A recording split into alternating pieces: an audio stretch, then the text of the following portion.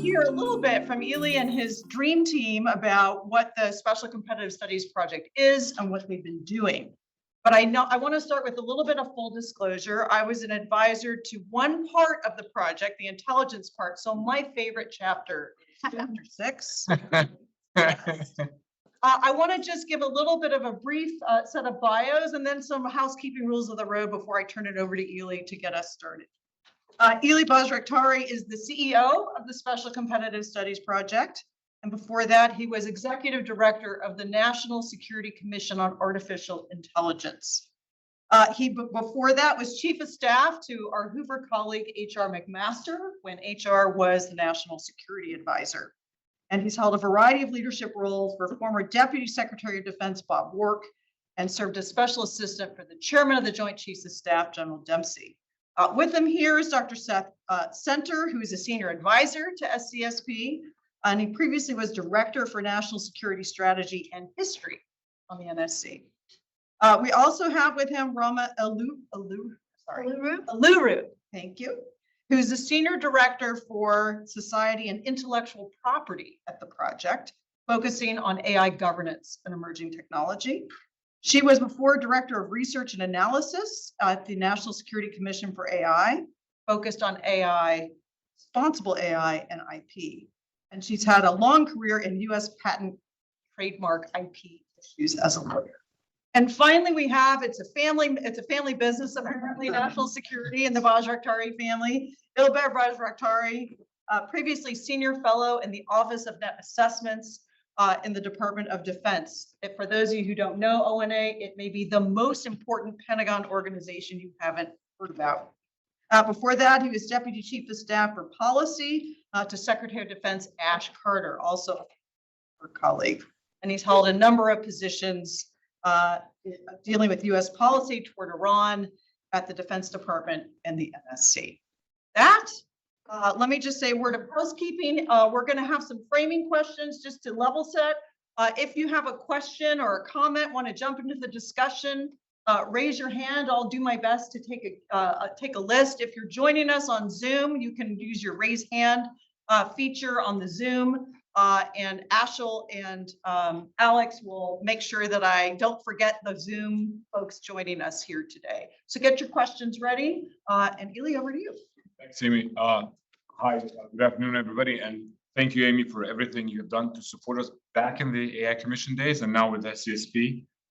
It's good to be back here. And John, good to see you and so many good friends here. People that have supported us directly or indirectly in the last 12 months. I usually start this by talking about who we are and why did we launch with Eric SCSP. And then I'll turn over to Seth to talk about the sort of like the summary of 6 challenges and Rama can talk about the other aspect of the report which is published. For those of you that don't know, but part of the mission we inherited was the National Security Commission on AI. It was an effort by United States Congress really looking at 2 primary factors. Number one is where China is going with all the investments in AI and emerging tech and the risk of us falling behind. And then the second piece is that how is our federal government organized for that kind of competition where AI and emerging tech is really at the center of this competition. So, we did that for 3 years. Congress, I didn't know anything about commissions, as I told Amy many, many times. The most famous one being the 9/11 Commission. So what they did, I think, was really the first effort in our country to put public and private citizens that have background, that have knowledge about these issues in a commission. And I think that really gave the gravitas to the commission because we had people from private sector leading CEOs, and then we had former government officials that brought that insight into how government is organized and resourced for this kind of competition. So after 2.5 years, we published the final report. It's long, 759 pages, but the beauty about that, and generally you can talk about our plan on the Hill. So far, we have about 55 recommendations that turned into legislation. And so I think there are so many more still circulating on the Hill, be on the private offices of the members, or in different committees. But I think there was a wide acknowledgement in Congress when you put China and emerging technology in one place, that we have to do something, we have to move, we have to be better organized. And I think we were fortunate to enter that space. because we had concrete ideas, both on the strategic level, what we have to do, but also at the organizational and tactical level for each of the institutions, what they have to do. So we're better positioned for this competition. Last September, so over a year ago, when we got to the end of the commission, these commissions are timed and the resources were timed, which I think it's a really good thing because you have to deliver and you have an end date. Otherwise, you become this perpetual agency that exists in Washington. That's why I appreciated we had an end date. Eric was writing the book with Kissinger on AI that I think most of you know about. And Kissinger mentioned to Eric that, you should continue this journey in one way or another. Because for Kissinger, this reminded him of the 1950s in which we still were not organized and we still fully didn't grasp the threat posed by Soviet Union. And then Kissinger mentioned this model of special studies project from the 50s that brought together the best and the brightest we had back then, government labs, department and agencies, and they thought about how we can get organized for a competition against Soviet Union. And so then Eric sat down with us and said, like, look, guys, AI is at the beginning. This is not the end of the journey. And he was willing, to privately really resource this effort. Bob Work, as Amy mentioned, is one of our closest mentors, said that we need to add competitive in our title because we're in competition with China, and in competition, you either win or lose. That's why we're called SCSP. It's a 3-year project because, as I said, I like timely projects.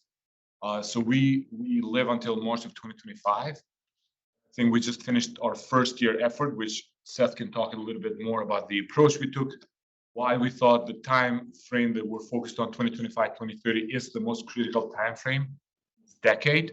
John McMaster calls it a maximum dangerous period for our country. And I agree with him because when you put all the stars where China is going, where China is investing, their demographic problem that kicks in after 2030, this is their time, their window of opportunity for them to have a geopolitical impact in this decade.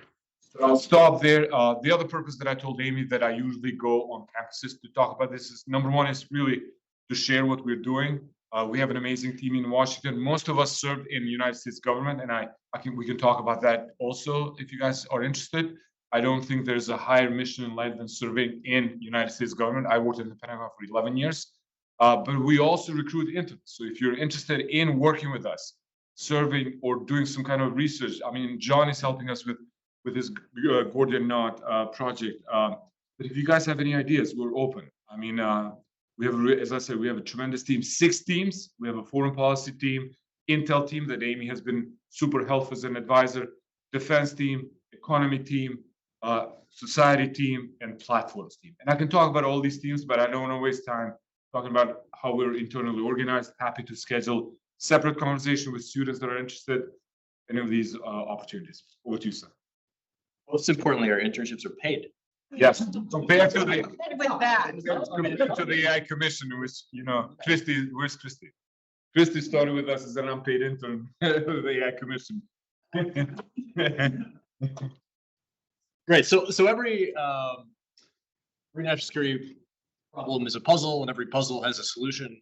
So we started out and we said, well, what is the problem? I think the first problem that many of us came to several years ago was that we're in a great power competition with China. To say that is now a cliche. In fact, it's not even an interesting way to start a talk, except for the fact that when some of us sort of began to think about this problem, we realized that we had almost no language for talking about the technological dimensions of this competition. We understood Bear was the senior director for defense at the NSC. He understood the capabilities problem and operational concepts problem, challenge of eroding military primacy.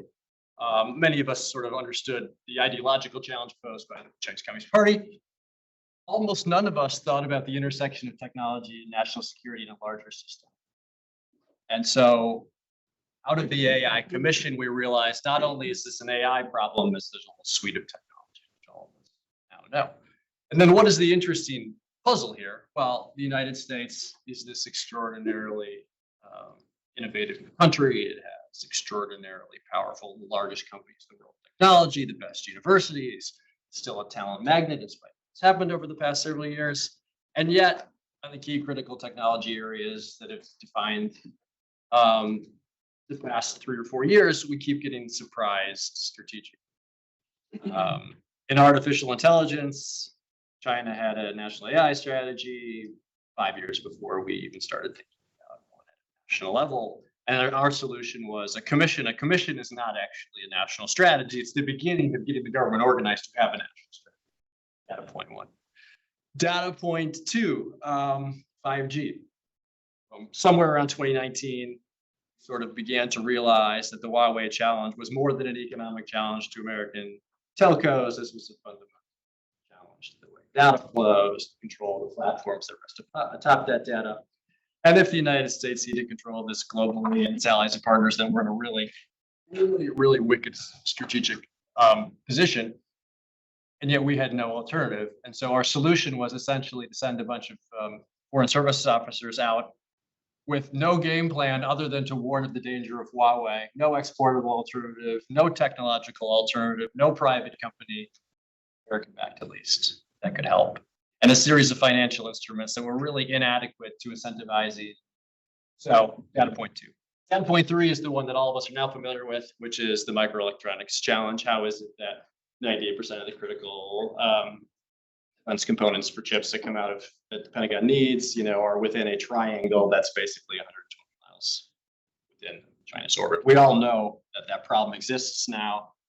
Our solution, which was somewhat haphazard in its occurrence and now come to pass, is $52 billion, $39 billion in direct subsidies, $13 billion in R&D. That has come maybe 10 years too late. At least it will take 10 years to know whether or not that program succeeds. And so if you think about those 3 data points and you ask yourself, where are we today? I think Ylli had the insight of saying, well, we should start out our project by saying, here's what it would look like lost. And so we go into fairly elaborate detail in imagining a situation in which the United States cedes the technological landscape to an authoritarian power, geopolitical ambitions, and it looks pretty grim. It looks pretty grim for our position in the world. It looks pretty grim for democracy. And ultimately, it will look pretty grim for the American economy. There's no doubt that at some point, the United States would be challenged militarily in that scenario. Almost certainly, our allies would start to hedge even more than they've hedged over the past few years, and order itself would be threatened. So if you imagine that scenario and you accept theory that it's plausible because of the 3 data points that we just laid out, then our task was to figure out a way over the next 5 years to provide a strategic framework to reverse that situation. That's our goal. So it's a narrow, limited ambitions,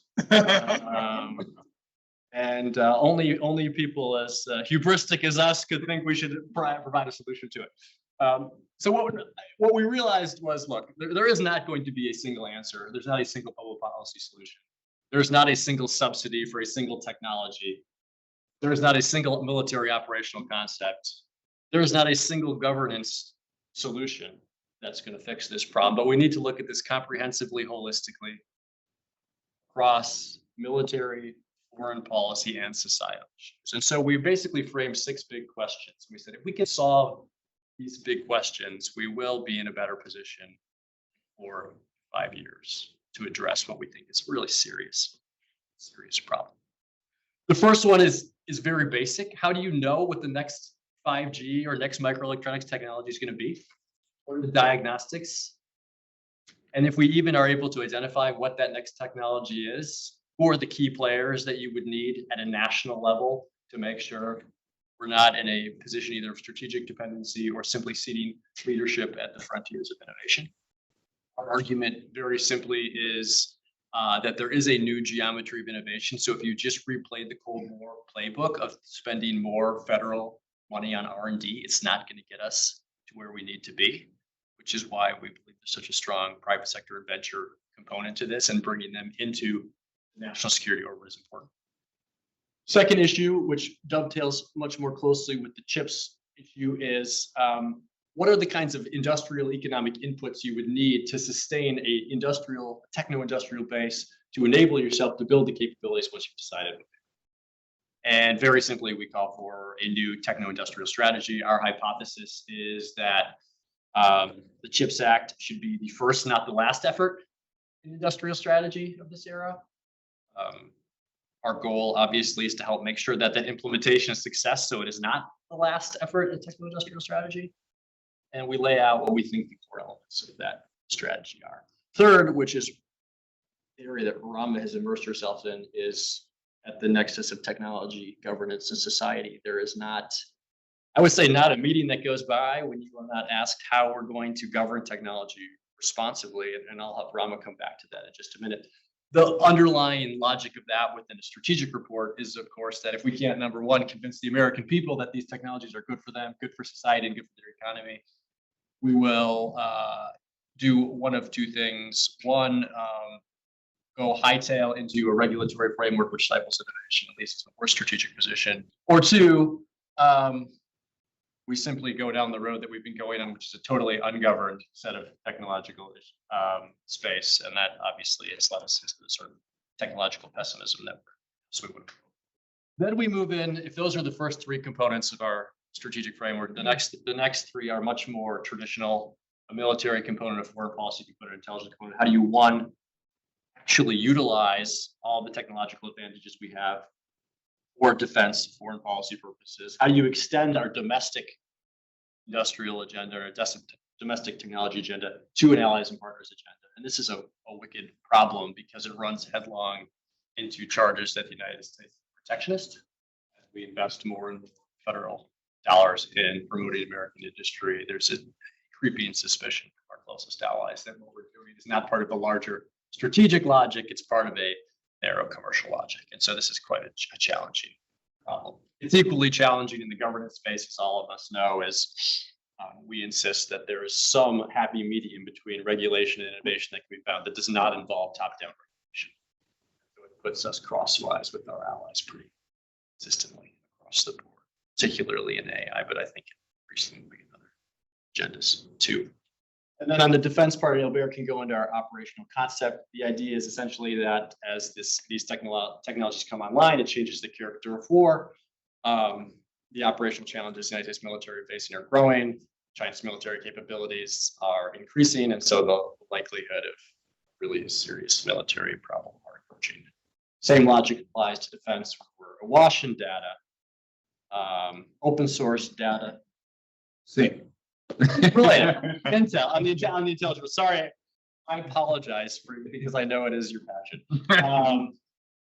Essentially, what we've seen in Ukraine is sort of a revelation, which is that the intelligence environment has changed pretty dramatically. The kinds of information we can obtain through open source is sort of light years ahead of where we imagined it would be. The ability to undertake traditional intelligence gathering action is declined because everything essentially is findable and everyone is findable and everything is knowable. So it changes the whole profession and tradecraft of intelligence. And so then we've come up with a series of hypotheses about what we can do about that. And so our theory is if you take these 6 challenges together, you provide answers in the aggregate, it puts us in a better position by 2025 to be competitive. Should we go into the individual panels right now or should we open up? It's whatever you guys want. I mean, should we start? Let's stop here for questions, then we can move into. Say a little bit about who you are. My name is Peter Blair. I am a National Fellow at Hoover, and I'm a faculty member at Harvard. Thank you for this terrific talk. I'm terrified, but also excited that you're working on this. What is the role of universities within this ecosystem? I noticed that you mentioned that the problem is not to throw more research dollars. What role do universities play? And then the second question is, like, what's a place of ignorance that you think you still have as a commission, given the time that you have left? Where would you want to be smarter or wiser as you complete this work? Anybody wants to take the first one? Sure. I mean, I want others to talk, so we do talk about how we need everyone in this fight, not just government, but government, industry, academia, civil society. So we need coordination between all of those organizations. And there's a lot of research sharing that's already going on, a lot of data sharing, but we need more of those resources being shared and everyone on the same page toward the same mission. And so we need to organize mechanisms to make that happen. And so, for example, we're currently looking at a data strategy.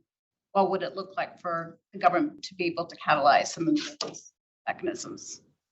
The second question, obviously, I mean, and Ylli can help, but I never worked on the Hill.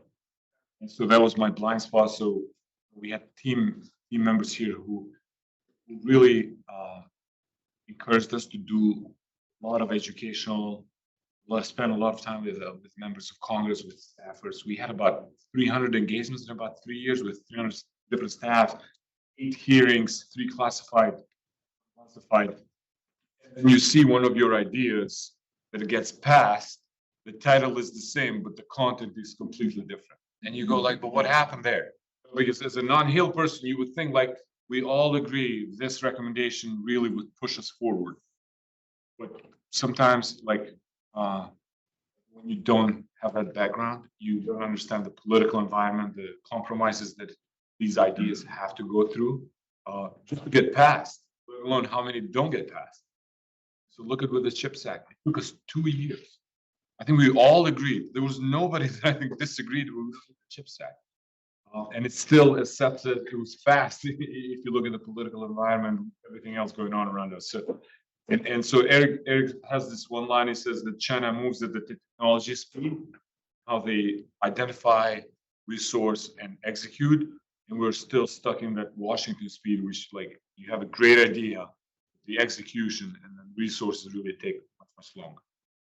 I could follow up just briefly. One thought is, so the CHIPS Act is like $50 billion.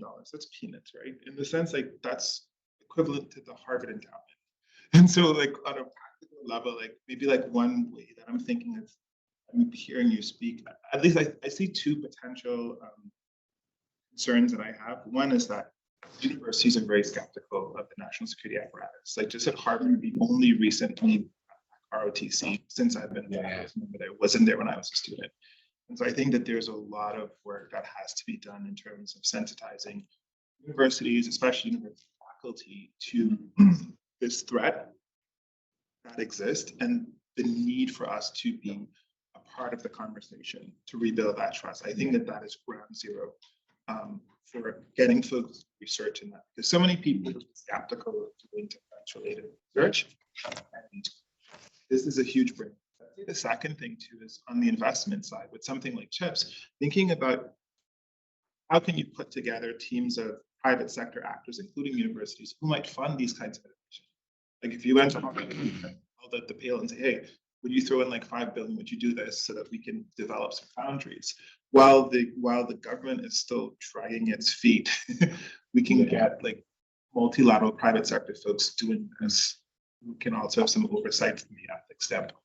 I mean, Go ahead. no, I just want to. I think you're correct in both. I think on the what we call it, the techno-industrial strategies, like there will be areas in which you need for government to step in because they'll buy the risk. If you look at the Operation Warp Speed, the government invested in 6 different vaccines. Only 2 were like successful. I think taking and so a public-private model, it's something that I think we've been missing because like we went through government being in charge of innovation during Cold War, then private sector being in charge post-Cold War, and now you're moving to the space in which you're facing a competitor that's like a full spectrum. And so how do you know what matters in this space? You need tech guys to tell you like, hey, this is really moving. It's going to have a huge implication for our society and economy. Government has to step in and provide some kind of resources so we protect what we have and also promote what we need to. And that's why we say like the CHIPS Act shouldn't be the last time, because I think the sense is also like we did it, we financed the chips, let's move on now. But no, I think this has to become like an annual thing in which every year Congress, at the direction of the executive branch or in cooperation with the executive branch, with the help from private sector, says like, hey, next year we're going to go after this technology. We got to invest also in people, you know, and other the whole ecosystem associated with how do you stay ahead in that kind of. So if I could, I want to frame this a little bit more narrowly because we always want to jump to solutions, and I want to spend a little bit of time on diagnosing the problem because I know the SCSP has spent a lot of time on that and getting a little bit more granular about what technologies are you made your list because you have a set of 8 that made the list. Why those and how do you know? So when we look at the critical list of technologies coming out of name your government office, it's everything. All of AI, all of robotics, all of semiconductors, and it's so broad as to be meaningless. And so one of the things I think that you all have done is to take a much more focused approach at technology. So share that with the group about what's on your list, how did you decide on those, and what's your method? I'll start in how we came with the list, and anybody else wants to chime in here. I mean, oh, Jeff is here. Jeff, yeah. Jeff from Platforms, sorry. I'll start with the current list and Jeff can explain like the future list. So bottom line, Amy, the way we thought about it is like, what are the 3 fundamental pieces you need to have the foundation that would allow our country and our tech companies and our government have that solid foundation that you can have the next generation capabilities. And when we thought about it, it was like, number 1 was connectivity. What's there on connectivity? 5G is the thing that we still haven't solved. And Seth talked about the challenges we had about 5G for the last couple of years. It's not all lost because Huawei has been slowed down, but we still don't have a good alternative Huawei that we can use, but also export it to the rest of them. Right? So that's one piece. So connectivity was a major issue that we wanted to address. The second piece was obviously AI, because AI in itself has a lot of other elements you have to get it right. You need the data, the algorithm, the cloud, everything associated with AI to have, you need in that piece, right? The software and everything else. And the third piece was hardware. Semiconductors is like a no-brainer there. So that's how we narrow it down to like, what are the 3 pieces you need to have that solid foundation that would give you the next generation that Jeff has been working on. Jeff, you want to continue on how we got to the +3 then? Everyone, Jeff, the Director of Future Tech Platforms team at SCSP. So what is our work looking at the sort of the next battleground, so to speak. So we have AI 5G chips, which we talked about as current battlegrounds. Part of trying to not get behind is looking ahead. Doing that, some of the technology, energy generation. So third category, which we refer to as convergence, which is different technologies coming together to enable novel application. One of the ones we flag in our report is smart manufacturing. And how we sort of arrived at this list. You look in our reports, there's a section in chapter 1 where we talk about framework that balances a set of questions that look at what is the U.S. ecosystem actually producing, what is our rival, primarily China, actually working on, and then also finally just what is the state of different technologies. And when you look at the technologies that are out there, always sort of a balance to understand like what are the ones that are actually hugely important, what are the things that technologically are becoming feasible that we should prioritize and invest in. And in our report, our initial thesis is that these 6 areas are the technology areas that will be out. Are they going to be expensive? No, right? I mean, this is part of the reason why we're saying that we need to be organized to actually always looking, because both the moves of our rivals change, the technology landscape changes, the U.S. ecosystem changes. So this is our initial vision that we need to be keeping an eye on. Other questions at this point? Yeah, Jimmy? I'm Lieutenant Colonel Jimmy Harrington, U.S. Air Force Cybersecurity Officer, one of the brand new NSAFs here at Hoover for the year. So my observation, I'm sure that you guys being in the NC have noticed this, that we're really good at being strategic about our strategy. So I wondered if you guys considered this kind of meta question on how can we be better? How can we be more strategic about our strategies? Meaning, you know, we're really kind of capricious in how we change directions really quickly of our political election cycles. But then at the same time, we need to have the flexibility that when things on the ground change, maybe we had the wrong foundational ideas at first, and then we realize, oh man, this other thing just jumped on us. How do we change that in an agile way? So have you guys considered that part of the problem set?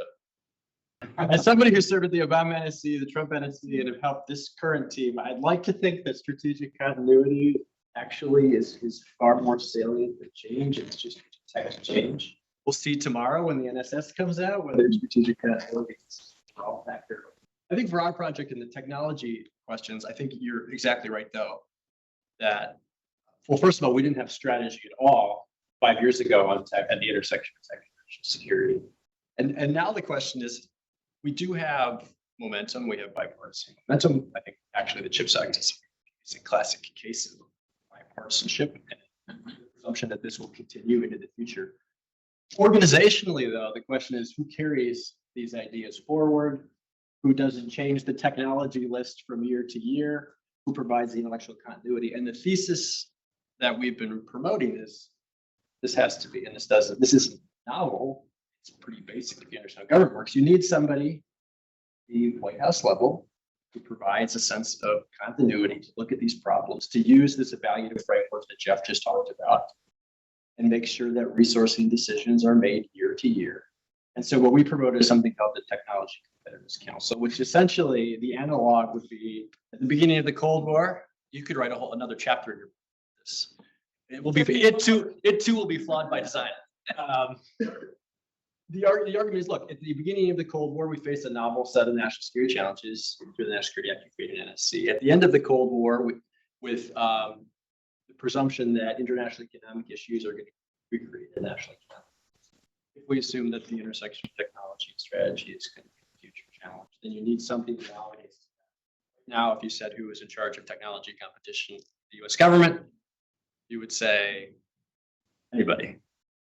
Throw a name. Commerce, NIST, Tarun at the NSC, one person.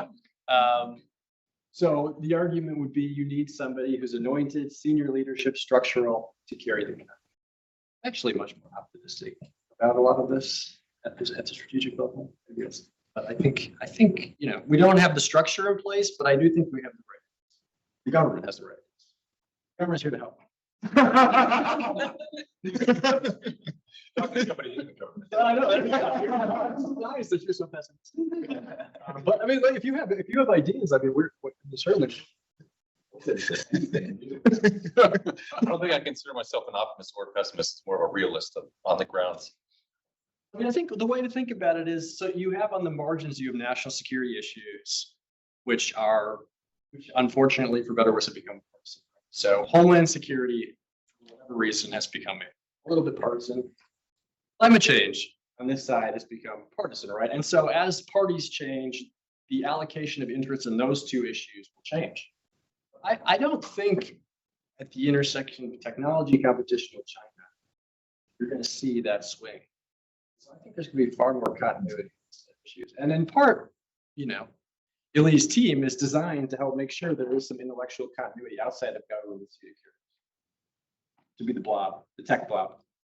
Can I just tell you one thing? Because I'm more like Seth, like I know how you, I was with DoD 11 years, so you want that, because you build capabilities, so you want predictability, you want the budget to be passed every year because you need, like everything needs to be bought now if you want to use it 20 years from now. But I think we made a big shift in 2017 when our document that Seth and Nadia wrote about competition. Until that moment, and even during the last years of the Obama administration, you saw that shift in rhetoric.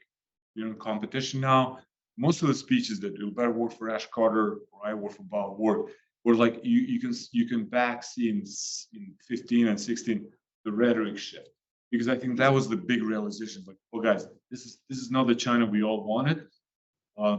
They have a plan. They have different ambition, different intent. So we have to shift. So if you trace it back, you can see that shift. Now, whether or not institutions change faster, I think that's a different conversation, because I think our bureaucracy is more challenging than most of us wanted. Congress then has to go through these cycles. Every 2 years they have midterm some kind of elections, and so you lose focus from Congress. But I think more or less, like, we made that shift. And I think now it's just like we're trying to, like, from this perspective, what I would argue is that how do you bring technology more at the center of that conversation? Because as I joke that we moved from like technology being an IT issue, printer is not working, so come and fix it, to playing a critical role. But now, how is technology at the center of IC or DoD or state when they do diplomacy? It's not an afterthought, but it's really like when you look at Chinese diplomats, globally, what they did, number one, is go and propagate about Huawei and why countries need to use Huawei. We are still making a big shift in these institutions. generally worked at commerce. Is today's commerce reflective of the competition we are with China? It's not. Still an institution that is trying to evolve. But did they just came out with the biggest package of slowing down China in the history of a country? They did.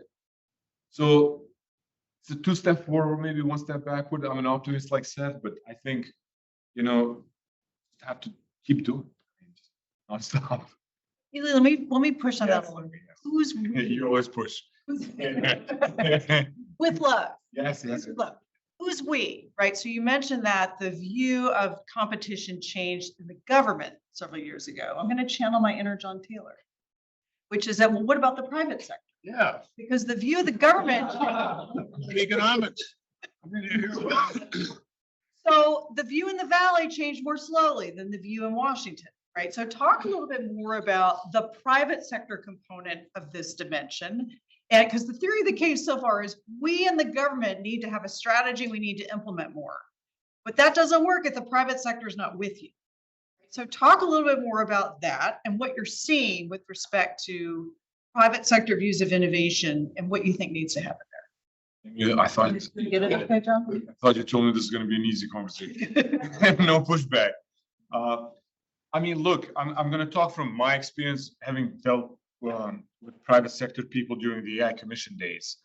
There was a big shift, to be honest with you, I think 3-4 years ago. Like I was also there with Bob Work when the whole Maven Google episode went down.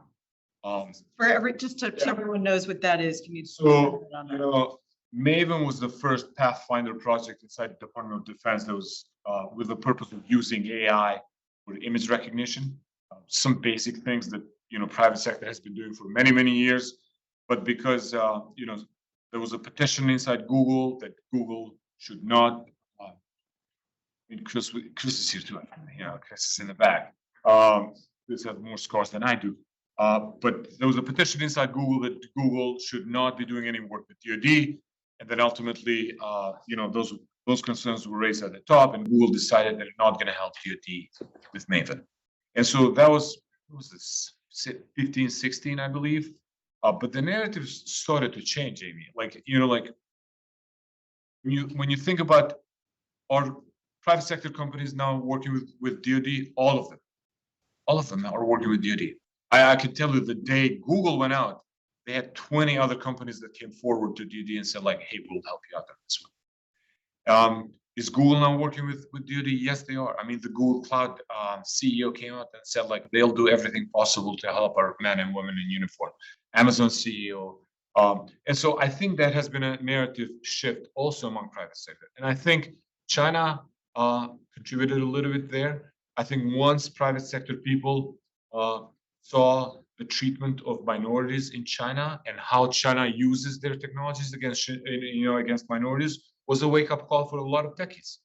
And they thought, oh, okay, this is maybe the real China we're dealing with. And another thing, I don't come a lot to Silicon Valley. Last time we were here, most of the conversation with private sector were about Ukraine. And for me, it was a complete shift in the discourse of our conversation, because usually we would come in this defensive posture. We work for government. I remember, nobody maybe here is with OpenAI, but when I started the AI Commission, I told our staff, I want to go to Silicon Valley and I want to meet with guys that don't like government, don't like United States government. And I was told, let's go to OpenAI.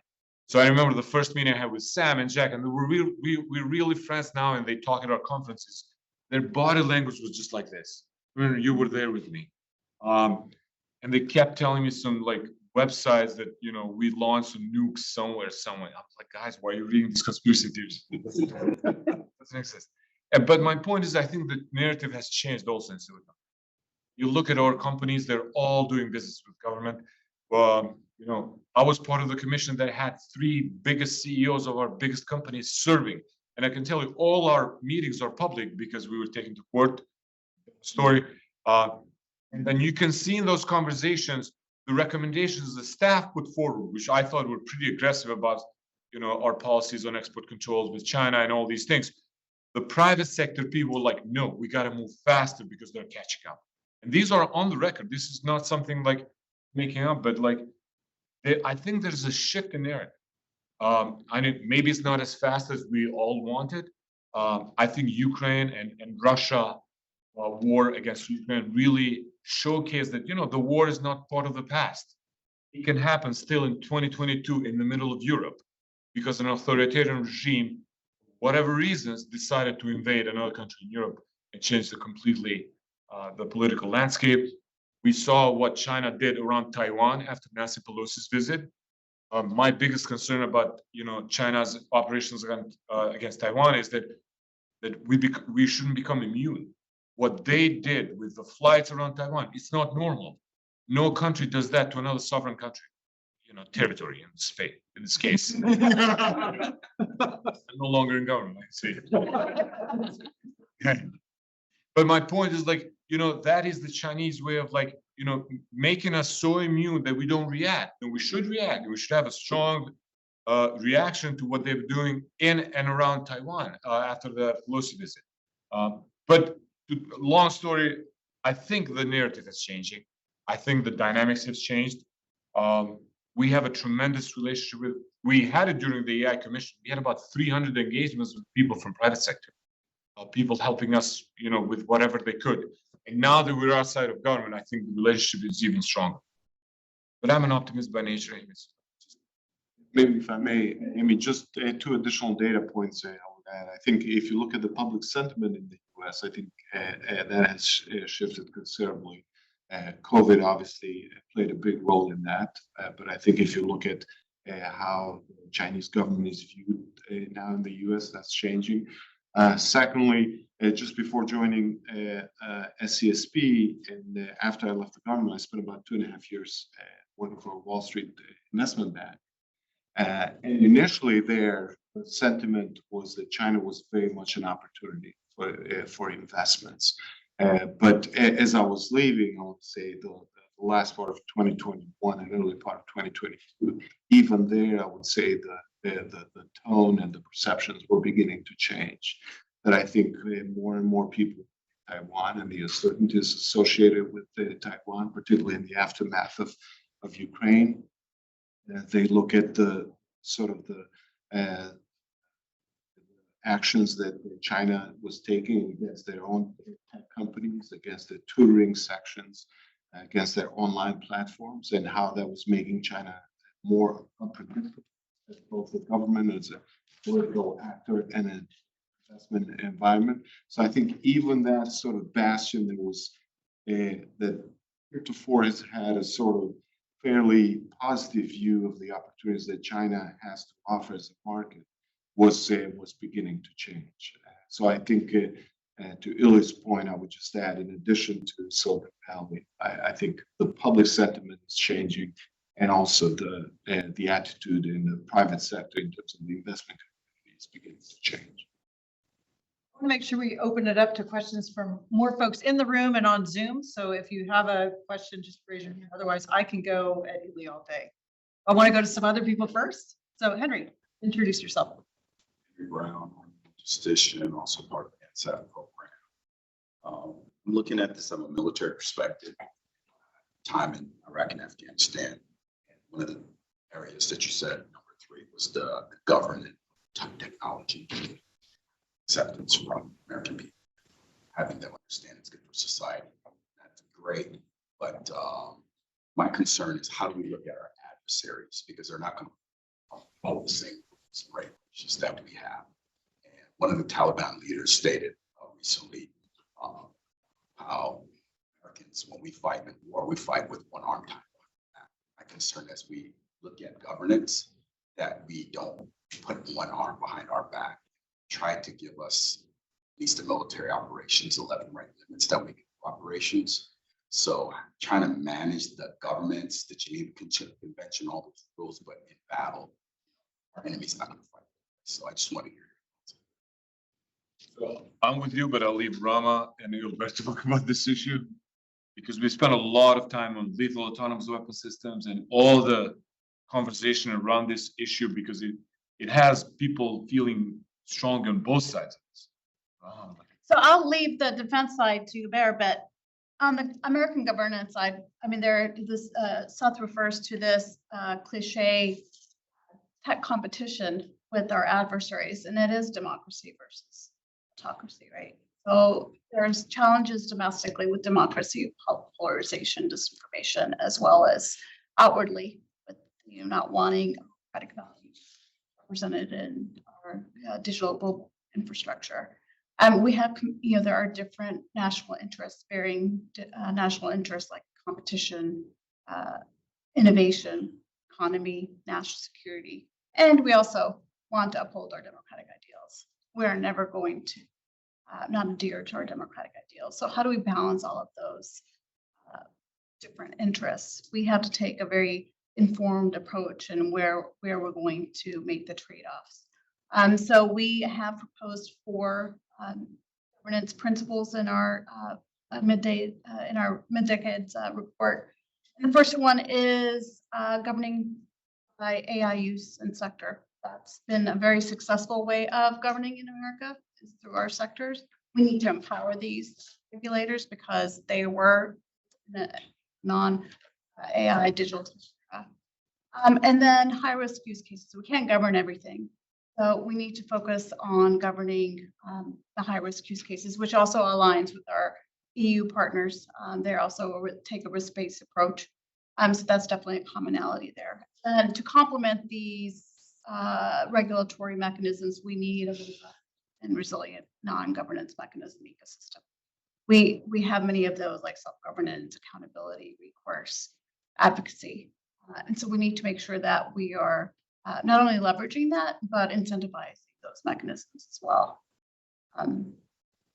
Thanks very much for the question and for your service. I'll say we exactly come to the same conclusion in our report, which is that our adversaries will not necessarily apply the highest ethical standards when it comes to incorporating emerging technologies into their military operations. And it's not a hypothetical. All you got to do is look at how they're applying emerging technologies in a domestic law enforcement context, China specifically, how they treat them, bringing every possible tool at their disposal in terms of suppressing Muslim minorities in Xinjiang province.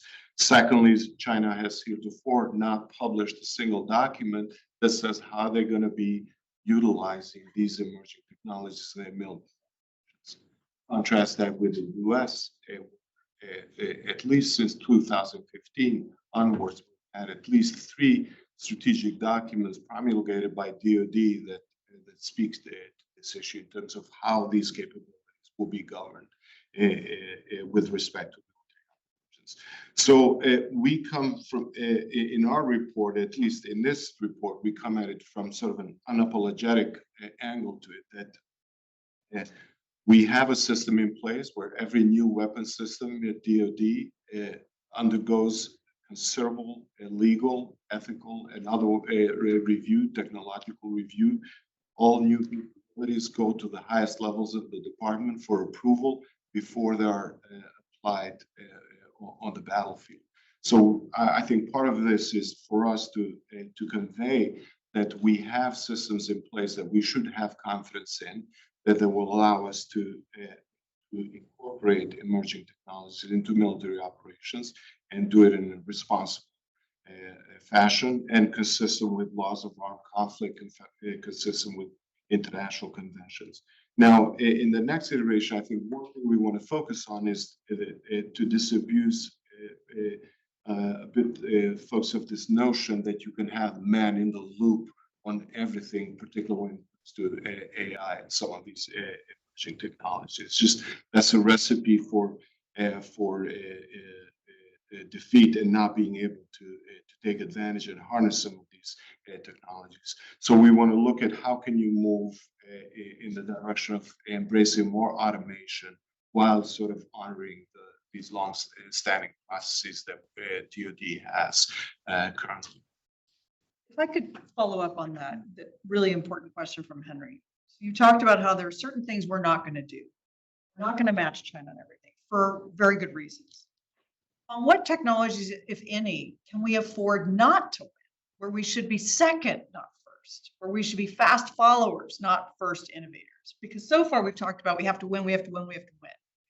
Where should we think about where we can afford to lose, number one, and where we can think about competition traps. This is something Lynn and I are working on. Where can we lure China into competing on the tech landscape where they're going to expend tremendous effort and know-how and capital for marginal advantage? How do you think about that part of the landscape? Great question, but I have tremendous people on the team that I would like for them to speak because David and Jeff are our best tech analysts.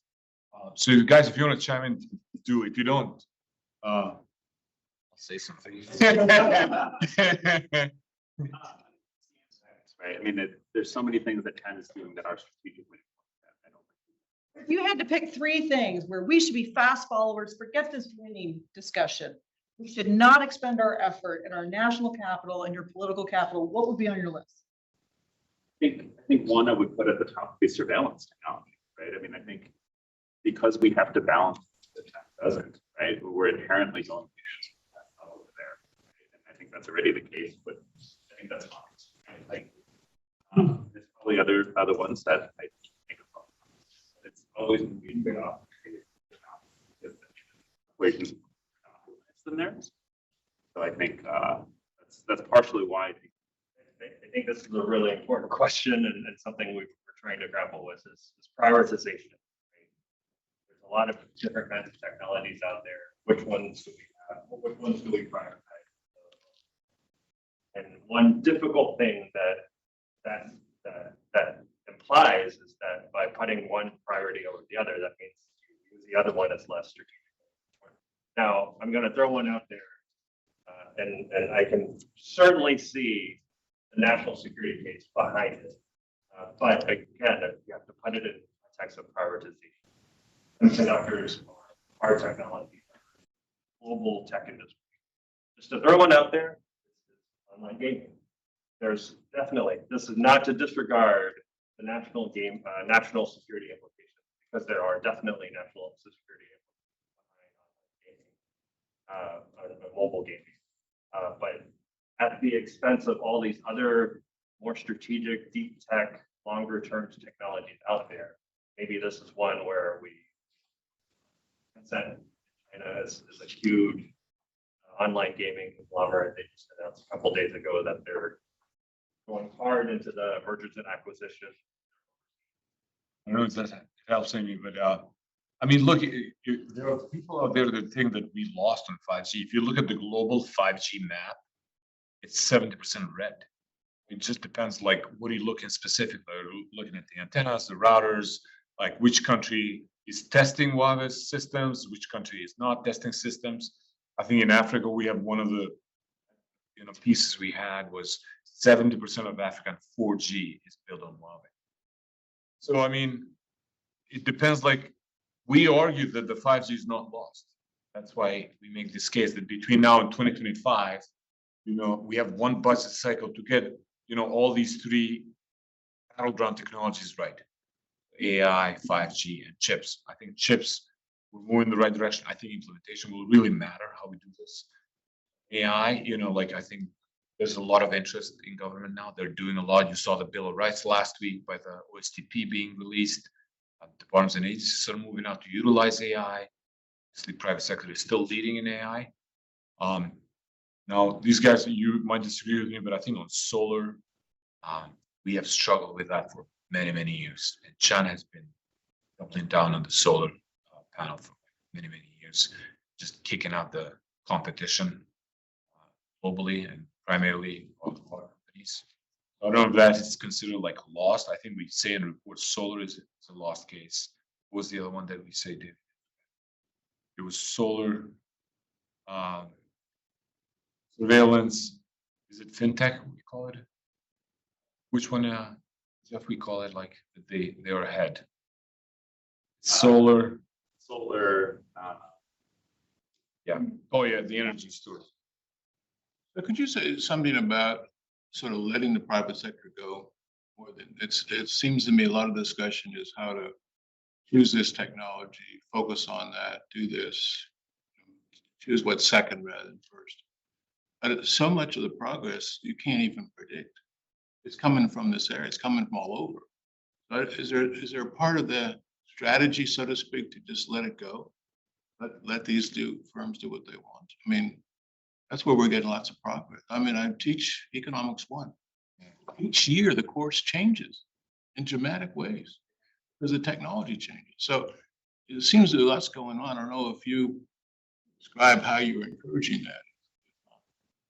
I mean, I think no one is for 5-year plans for America. That's certainly not the kind of industrial strategy we're advocating. What we're asking, the question we're trying to answer is, how did we allow ourselves to be in a position where we are hardware dependent on a strategic adversary, or hardware dependent on a geography that is vulnerable to strategic adversary? There's a fine line there.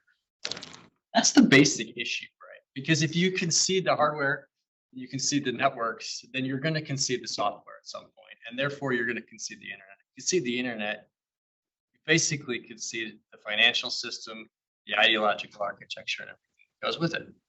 So at that point, you look at that picture and you believe some part of that is true.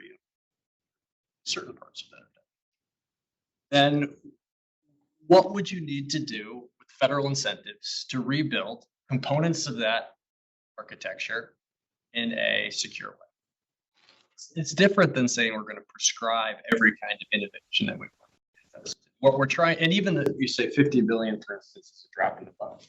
But 50 million in incentives versus 50 million in direct subsidies to companies is different. You can get a lot of 50 billion in incentives, right? If you can use that to multiply private capital, you can change a lot with it. You can change a lot with hundreds of millions or tens of millions in DoD if it's done well, for instance.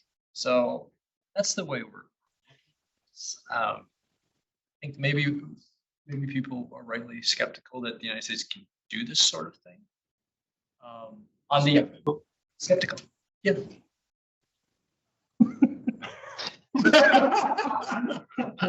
On the people, I use the passive voice. I mean, but I mean, if there's a different way to look at this from an economic perspective, I think we're certainly trying to understand a better, smarter, more nuanced way to do this. So I know we're coming to the close of the hour, so I want to, we talked about the nature of the problem, how we got here. Let's spend a little bit of time, just if we could wrap up on, and I know you haven't gotten that, what are we supposed to do and how exactly? That's the next phase of yours, but I'm going to cheat and ask you to, if, number one, what's been the biggest surprise you've learned so far? Number two, if you had to pick one recommendation so far, just one that, your wish would be granted, what would it be?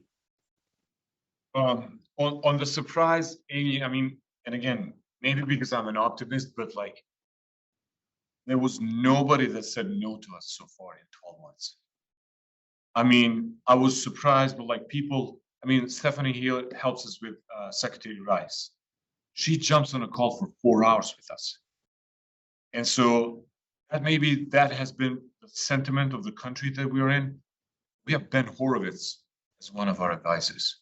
We have Reid Hoffman, like whoever we went to and we asked for help, really were willing to help us. We have about, every team has like a set of advisors and the panels they run. We have about 225 people that were part of our process. And nobody has ever said like, I mean, time consumed and everything, but like in general, people have been, and that to me was like, oh, wow, there's a sentiment out there of people that when you have a good idea, they're willing to help. So that was maybe but we also saw that with the AI Commission, that was a congressionally mandated commission. So now we're doing something completely out of government. And I expect maybe a little bit pushback, maybe people not so willing to help. But I think once you have a good plan and a good strategy, people really want to help. That was really, to me, positive. On one recommendation, I still think we got to go big. And for this one, I think the Technology Competitiveness Council we pushed with the AI Commission would be a major shift for our government. All these others are small pieces of like individual departments and agencies, regulatory things, but like if you want to put technology at the center, it really has to come down to one of the two, most important individuals in our country, the president or the vice president. And you saw a big change in space and how we shifted in space because it was led by the vice president. When you have the number 2 person in our country saying like technology matters, all your departments and agencies have to come to me every 6 months and report, what are you guys doing to move us forward? That completely will change, I think, the governance space in our side.